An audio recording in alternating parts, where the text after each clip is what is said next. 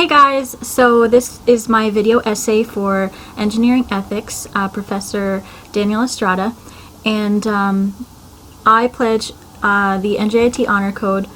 All of it is my original work unless otherwise stated, and the citations will be down below in the discussion section. I hope you guys like my video, and let's begin. Consequentialism is an approach to ethics that argues that the morality of an action is contingent upon the action's outcome or consequence. So basically, if the ends justifies the means. Different types of consequentialism include virtue ethics, hedonism, altruism, and of course, utilitarianism. Now, utilitarianism holds that an action is right if it leads to the most happiness for the greatest number of people. So it's a little bit different than consequentialism, but we're going to come back to that a little bit later. So this discussion topic is basically about discussing how a consequentialist would react in a certain case or scenario. And one of the questions that is brought up is how might a consequentialist reason about certain cases? And we'll look at those cases in a little bit. But basically, a consequentialist will do what is best for the common good. If the ends justifies the mean, then that would be a consequentialist reason. A utilitarian is a little bit different, though.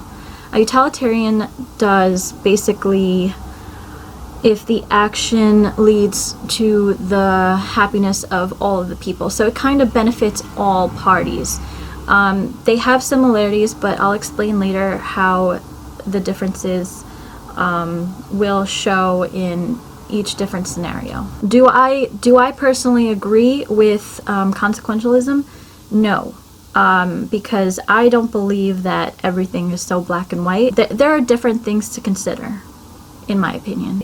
It really depends on the situation.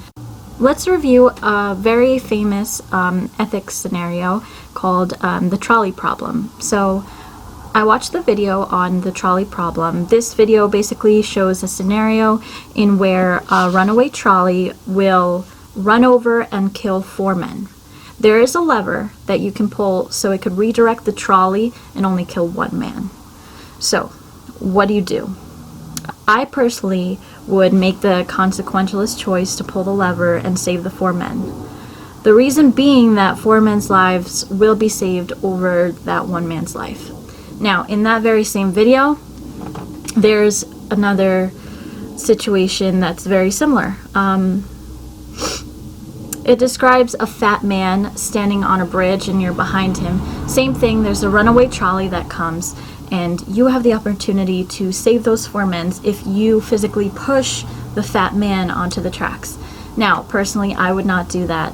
I feel like there is a physical aspect in doing that. It feels more like a murder. I know it's the same scenario basically as the previous one, where if you pull the lever, you will save the 4 men and you will kill 1. Same thing with the fat man. You will kill the fat man, but you will save the 4. But it's different because you are actually like putting your hands on the man, and I don't agree with that. Now, what if there are so many different ways that you can look at it, but I personally would not make that decision to murder someone intentionally. It's like intentionally murdering someone to save 4. And in the other scenario, it's not like you're putting him in front of the track, which is essentially what you're doing in the second scenario. So, I don't know. In my opinion, the first one, I would just pull the lever, save the 4 men, but in the second scenario, I would just let fate happen. I wouldn't push another man into the tracks and murder him. So now I want to look at another scenario that focuses on the utilitarianism aspect versus cost-benefit analysis, which would be the Pinto case.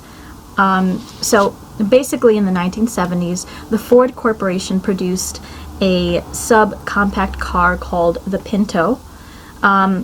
Although in the early development stages, Tests revealed that the Pinto could not sustain a front-end collision, and the solution was to put the drivetrain or the differential in the back of the car. But now the problem is, when there was a rear-end collision, the differential was close to the gas tank, and the gas tank would leak, and essentially the crash would light on fire, and it would be very deadly. It raised a lot of eyebrows and concerns. At this time, government regulation says that it only required gas tanks to stay intact with collisions under 20 miles per hour.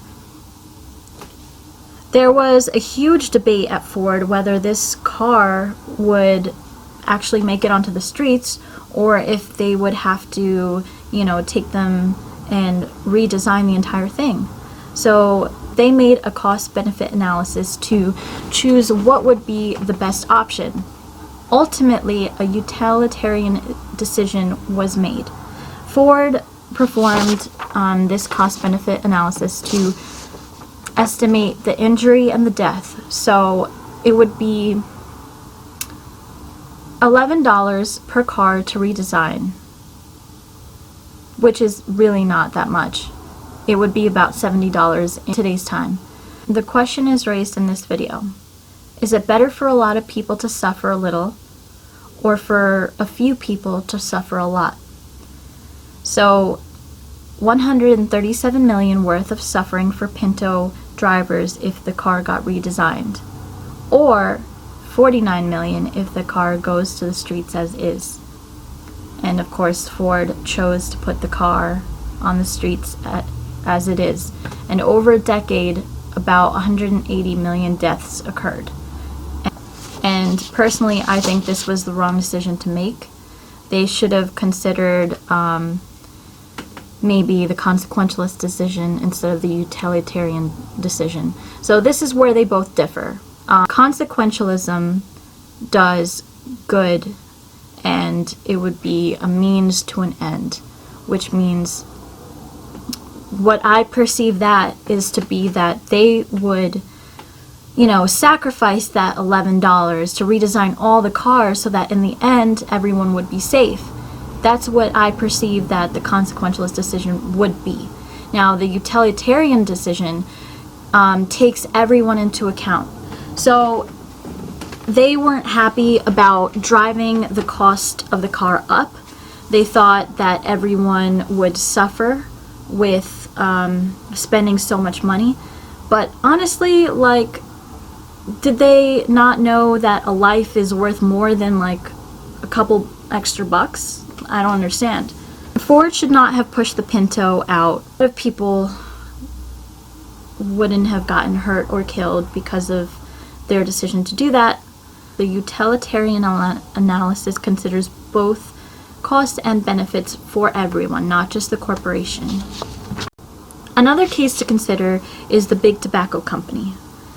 The only reasoning I could think of for engineers actually pushing this product out is perhaps stimulating the economy.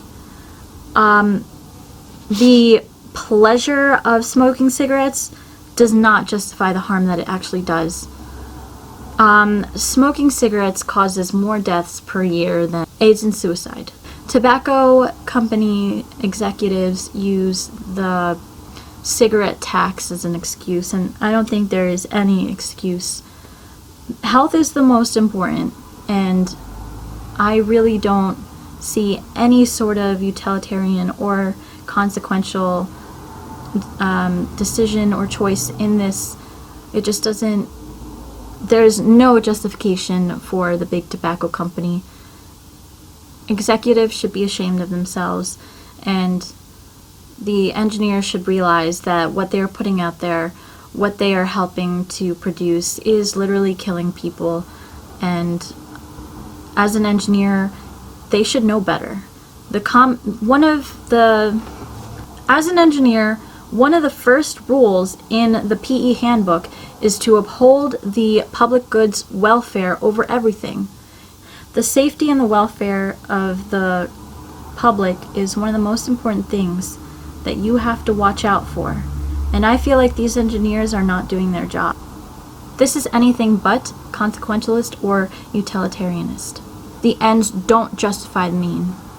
As an engineer, I think we have to make tough decisions, but looking at these different views, utilitarian or consequentialist, I think I now have a better understanding of the moral and ethical considerations for all, looking at what benefits everyone, but still it varies through each scenario. I believe that engineers have to choose wisely, make the right choice, and look at all aspects of what you are doing. You have to consider the morality of an action and what its consequence is going to be.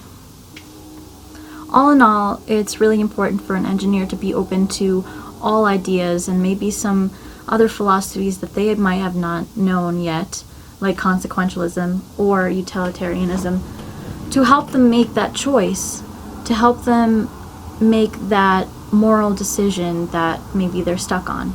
And again, it really depends on the scenario. Thank you very much.